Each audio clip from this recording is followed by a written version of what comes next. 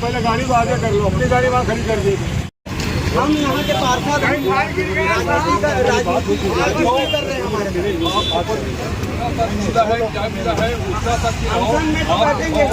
Function में तो बैठेंगे कौन सुनेगा हमारी मांगे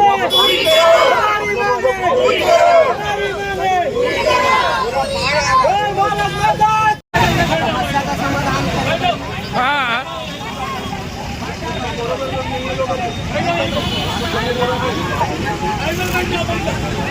अधिकार मांगते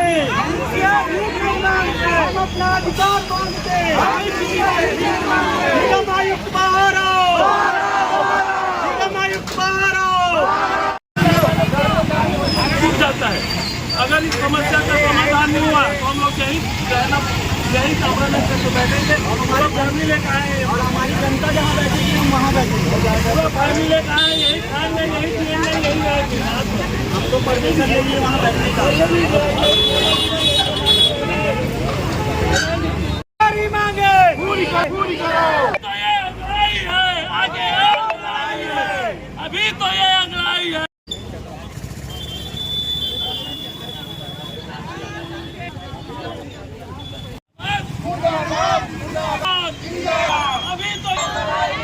अभी तो ये अंगड़ाई है।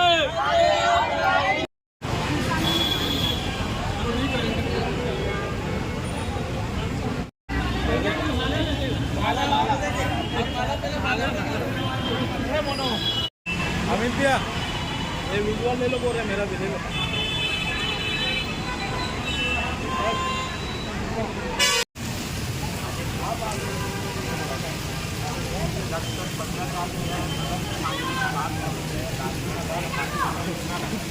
यहाँ नाला जो है रानी कागज वहाँ से 20 फीट 15 फीट और गहराई में मात्र 2-2.5 निर्माण कर दिया है, जिससे आज वो नाला जो हम 15 से 20 फीट का बनना था अकॉर्डिंग टू मैप वो बनना था 15-20 फीट, वो 5 फीट 7 फीट किसके कहने के ऊपर किसने किया, उसके निगम क्या कार्रवाई कर रही है। और हमने लगातार भ्रष्टाचार किया, आश्वासन हमें मिला। आज हम अगर अभी कमिश्नर का पूरा 1 घंटे में आऊँगा, अगर वो नहीं आते तो हमारे यहाँ आमरण अनशन चालू हो जाए। इसकी जवाबदारी निगम अधिकारी निगम प्रशासन की है। तो इसको लेकर के सभी कहते हैं कि आपकी मांग जायज़ है, आपकी मांग जायज़ है। आपने भी सर हिलाया कि आपकी मांग जायज़ है, लेकिन मांग जायज़ है, इसको पूरा कौन करेगा? जनता के उसको जवाब कौन देगा? जनता की परेशानियों से कौन जूझेगा? हॉस्पिटल में डॉक्टर वहाँ टाँके लगा रहे हैं और मरीज पड़ा हुआ है, इतना पानी भरा हुआ है। इंदिरा नगर में घरों में पानी, घर गिर गया इनका, कहाँ गए दादाजी का घर गिर गया। राजीव नगर में लगातार जल भराव हो रहा है।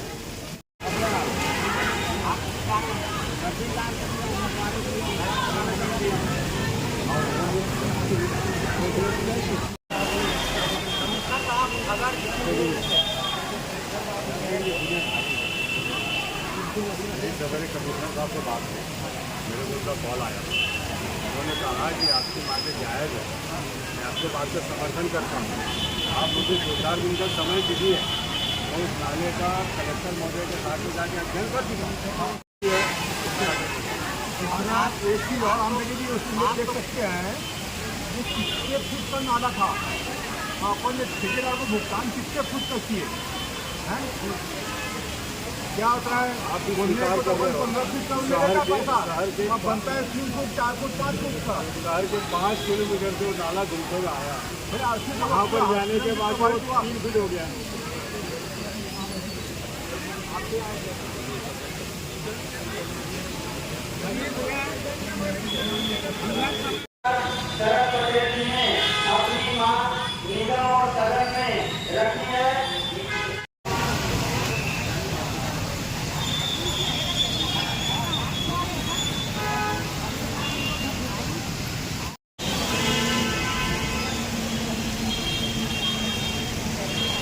हमारे वार्ड की जो समस्या है, इंदिरा नगर नाले में अभी जो बारिश हो रही है, इतने बारिश में ही इंदिरा नगर पूरा बस्ती में लोगों के घर में घुटने के ऊपर अभी पानी आ चुका है।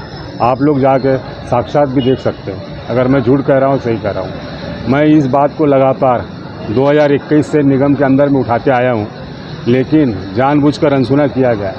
जिस समय अतिक्रमण हो रहा था नाले के ऊपर में, उस समय भी मैंने कमिश्नर महोदय को अवगत कराया था। बसंतपुर थाने में एसपी साहब से जाके मिलकर मैंने रिपोर्ट भी दर्ज करवाई थी 4 लोगों के ऊपर, शांतिलाल कोठारी, आशीष पटेल, राजन गोलछा, राजेश मोटलानी। इनके द्वारा जो अतिक्रमण किया जा रहा था, जो नाला 32 फीट चौड़ा था, आज उस नाले को 500 फीट लंबाई और कम से कम 25 फीट चौड़ाई कब्जे में करके उसके ऊपर अतिक्रमण करके बिल्डिंग बना लिया गया है। उस समय भी कोई कार्रवाई नहीं हुई। मैं लगातार आज 10 दिन से कई बार पूर्व में भी सदन में भी इस बात को उठाया हूँ, सदन में भी इस बात को रखा हूँ और निगम प्रशासन को बार बार मैंने चेतावनी दी है। अगर समय रहते अगर इसका हल नहीं हुआ तो मेरे को नगर निगम के गेट में मजबूरीवश धरने में बैठना पड़ेगा, अनशन करना पड़ेगा। उसके बाद भी कोई फ़र्क नहीं पड़ा और मैं लगातार 3 बार कमिश्नर साहब से मिला हूँ, कलेक्टर साहब से मिला हूँ। सदन में 6 महीना पहले भी मैंने इस बात को उठाया हूँ। आज बोला जाता है कि भाजपा की सत्ता सरकार है, मैं तो भाजपा की तारीफ करता हूँ। रमन सिंह ने उस नाले के निर्माण के लिए अपने मुख्यमंत्री के कार्यकाल में राजनांदगांव के विकास के लिए शहर के विधायक आदरणीय सम्मानित रमन सिंह ने 30 करोड़ रुपए दिया था। 30 करोड़ रुपए का मात्र भुगतान, 93,78,400 रुपये का मात्र भुगतान हुआ है। बाकी पैसा है कहाँ, इसकी जांच होना चाहिए। नाला अधूरा है, उसको अतिक्रमण को तोड़ के उसको पूरा करना चाहिए। अभी मैं कमिश्नर साहब से बात किया, कमिश्नर साहब ने मेरे को 1 घंटे का समय दिया। कमिश्नर साहब अगर 1 घंटे के अंदर आके यहाँ पर अगर नहीं मिलते हैं और हमारी बात नहीं सुनते हैं, हमको लिखित में नहीं देते हैं, हम अपने अनशन में जारी रहेंगे। नगर निगम तो बोल रही है हुआ है जी, नगर निगम का कहना है जांच करवाएंगे। मैं 30 जनवरी 2021 से सुनते आ रहा हूँ, लेकिन कोई जांच नहीं किया गया। और इसमें पूरी नगर निगम के वरिष्ठ इंजीनियर लोग, उस समय जिन लोगों ने काम किया है, पूरा उस नाले को साफ सीढ़ी की तरह बनाया गया है। जिसने ऑक्सीजन दिया, जिसने इनको पैसा दिया, उस जगह को 10-10, 20-20, 30-30 डिसमिल लोगों के लिए जगह छोड़ के इन्होंने नाले को पूरा साफ सीढ़ी टाइप का मोड़ा गया है।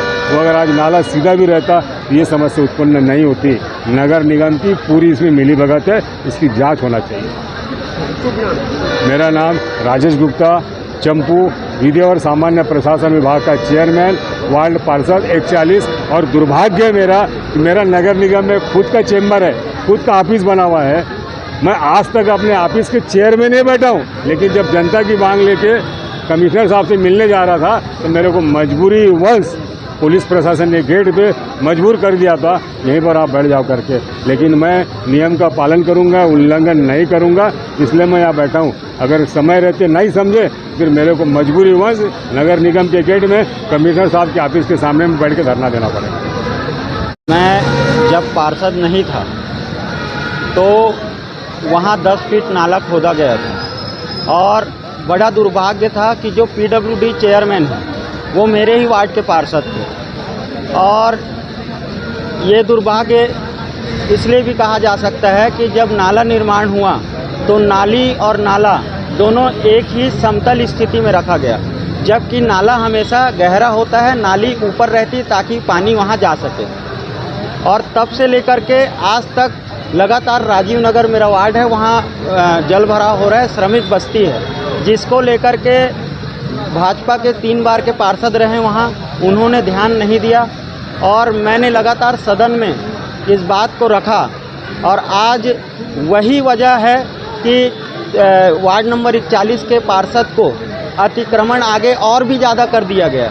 इसको लेकर के धरने में बैठना पड़ रहा है। आपने स्वयं देखा होगा, फुटेज आया है कि एक और डॉक्टर मरीज की सिलाई कर रहा है, टाँका लगा रहा है, और दूसरी ओर डॉक्टर घुटने भर पानी में डूबा हुआ है। तो वहाँ जनता से लेकर के पूरे ज़िले की जनता, क्योंकि जिला अस्पताल पड़ता है, राजा यादव वहाँ के प्रत्याशी रहे हैं कांग्रेस के, और हमने कांग्रेस कमेटी को भी संज्ञान में दिया बातें, हमने निगम प्रशासन को भी संज्ञान में दिया, महापौर जी को भी संज्ञान में दिया। उसके बाद हर तरीके का प्रयास करने के बाद और सब जगह से हमें आश्वासन मिला है कि आपका कहना सही है। तो हमारा कहना सही है, हम जनहित के लिए इतने सारे प्रयास कर चुके हैं, तो आज हमें जनता के लिए ही मजबूर होना पड़ा है अनशन में बैठने के लिए। 1 घंटे का समय निगम आयुक्त ने हमसे मांगा है। हमने 3 साल, 4 साल, 5 साल, 6 साल इंतज़ार किया, तो हम 1 घंटे और इंतज़ार करने के लिए तैयार हैं। प्रशासन की हम बातों को खारिज होने नहीं देंगे।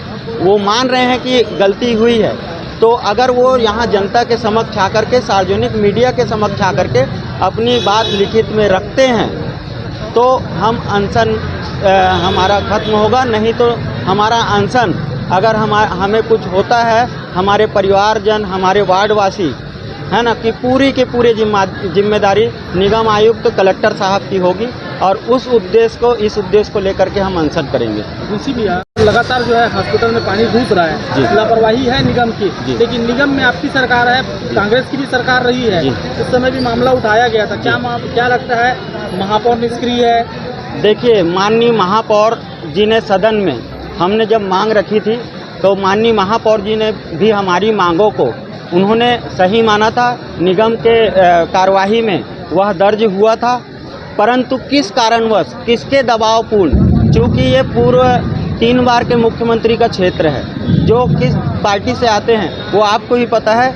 यहाँ कांग्रेस भाजपा की बात नहीं हो रही है, हम तो कांग्रेस के पार्षद हैं। ये AICC, मैं ये पूछ रहा हूँ जी, सरकार आपकी थी जी, छत्तीसगढ़ में भी थी जी, महापौर भी आपका था जी, कार्रवाई क्यों नहीं हुई अधिकारियों के ऊपर में? अब वो वही तो संदेह का विषय है कि अधिकारी, क्योंकि ये बीजेपी के कार्यकाल में सैंक्शन हुआ था 30 करोड़, वहाँ से लेकर के यहाँ तक कहानी चलती आई है। तो यहाँ अधिकारी किसके मिली भगत में ये सब कर रहे हैं, ये संदेह उत्पन्न कर रहा है। हम निश्चित ही उस संदेह को उजागर करके रहेंगे इस अनशन के माध्यम से। एक कार्यवाहियाँ होती है, 2 साल कोरोना काल रहा है, 8 महीने का आप स्वयं जानते हैं विधानसभा और लोकसभा चुनाव की आचार संहिता रही। हम नियम के पालन के तहत हम यहाँ पर आज बैठने को तैयार हो रहे हैं, क्योंकि हम कलेक्टर को भी ज्ञापन दिए हैं, पूर्व मुख्यमंत्री को भी ज्ञापन दिए, भूतपूर्व मुख्यमंत्री को भी ज्ञापन दिए। इस समस्या को लेकर के महापौर, सांसद, विधायक सबको ज्ञापन जा चुका है। अब जनता के लिए हम यहाँ पे तैयार हुए और निश्चित ही हम बैठेंगे। कामनाएं हमारी।